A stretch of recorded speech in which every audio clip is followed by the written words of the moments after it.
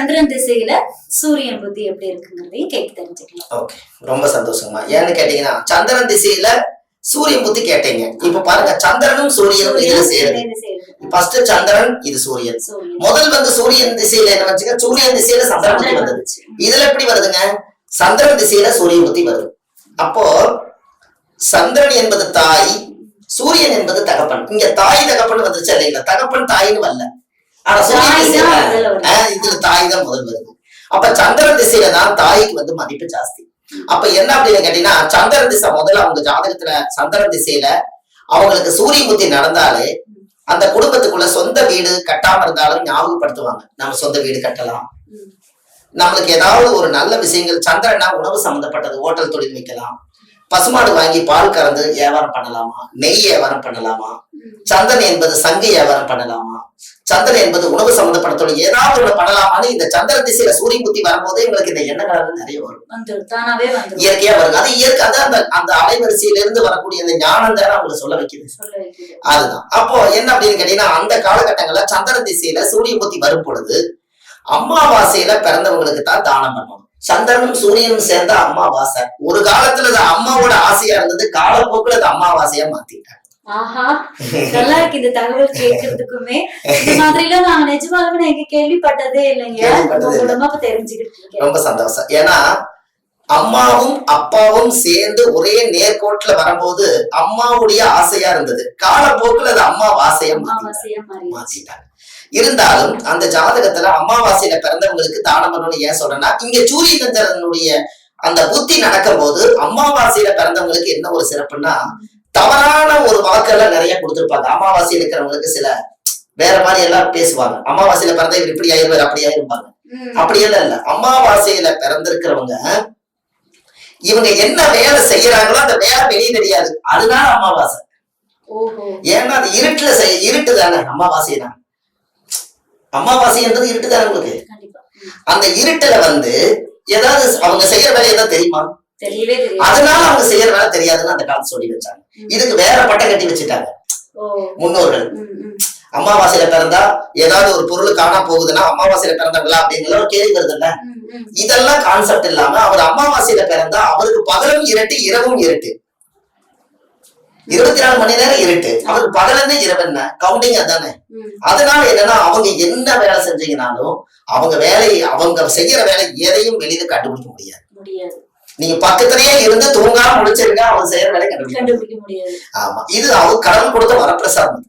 அதனால இவங்களுக்கு வந்து சந்திர திசையில சூரிய புத்தி நடந்தா அதே அமாவாசையில பிறந்தவங்களுக்கு கொண்டு போய் பூ பழம் வெத்தலை பாக்கு தேங்காய் பழம் ஒரு ட்ரெஸ் 11 ரூபாய் காணிக்க இதெல்லாமே வச்சு கொண்டுட்டு போய் அமாவாசையில பிறந்தவங்களுக்கே கொண்டு போய் தானம் கொடுத்துட்டு வந்துட்டாங்கன்னா இந்த சந்திர திசையில சூரியன் புத்தி ஃபர்ஸ்ட் கிளாஸ் வேலை செய்யும். சரிங்களா? அப்போ நல்ல ஒரு இது இல்லைங்களா, இது ஒரு கேட்கறதுக்கு நல்ல ஒரு இன்ட்ரெஸ்ட் போகும். அதான் அமாவாசைக்கு ஒரு இது சொல்லிட்டீங்க அப்படின்னா அதே கேட்கறதுக்கு இதா இருக்கு. அது அம்மாவுடைய ஆசை, அம்மாவோட ஆசையே அமாவாசையா மாறிடுச்சு. சின்ன இடத்துதான், அந்த சின்ன வேடுதான் அது மக்களை ஒரு சிலுக்க வைக்குதா இல்லைங்களா. அப்ப அந்த காலத்துல முன்னோர்கள் அத்தனை வார்த்தையும் சொல்லி சிலுக்க வச்சாங்க. இன்னைக்கு யாரு அதை சிரிச்சு பேசி யாரு ஒரு சந்தோஷமா யாரு சுவாரஸ்யமா பேசுறது இல்ல. அவங்கவுங்க போன்லயே அவங்கவுங்க அவரோட பேசுறதுனால அந்த புராண கதைகள் எல்லாம் மறந்துட்டே இருக்கு.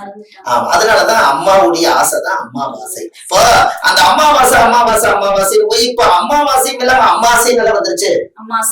அமாவாசை வந்துருச்சால ஒரு சில பேர் கேட்க அமாவாசை எப்படினாலும் கேக்குறாங்கல்ல.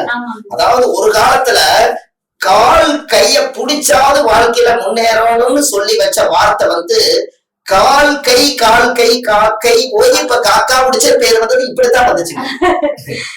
எப்படி எல்லாம் பேர் வந்துருச்சுங்க.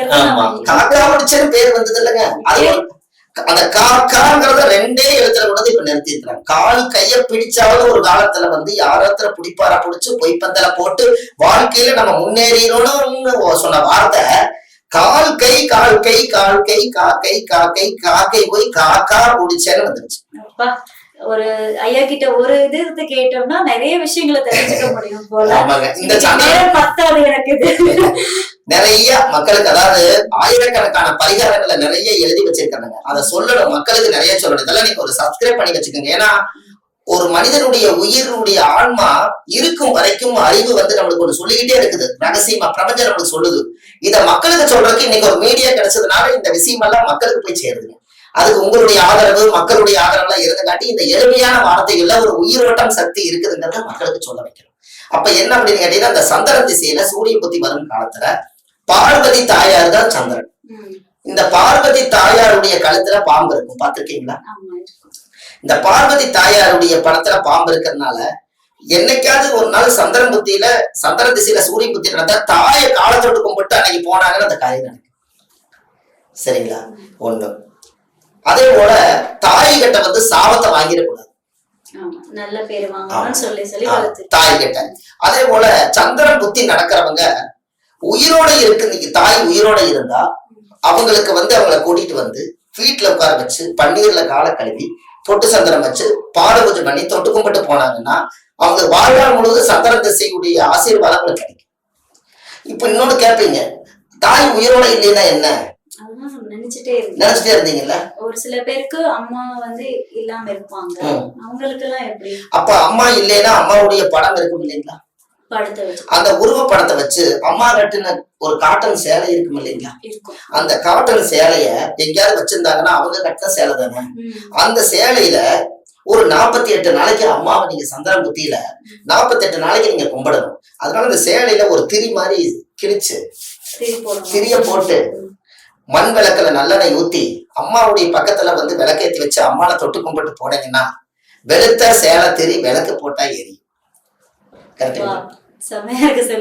இல்லைங்களா? இதுவே உங்களுக்கு ஒரு பெரிய அபூர்வமான விஷயம். இதை செஞ்சுட்டு போனாலே தாயுடைய ஆசீர்வாதம் வரும்.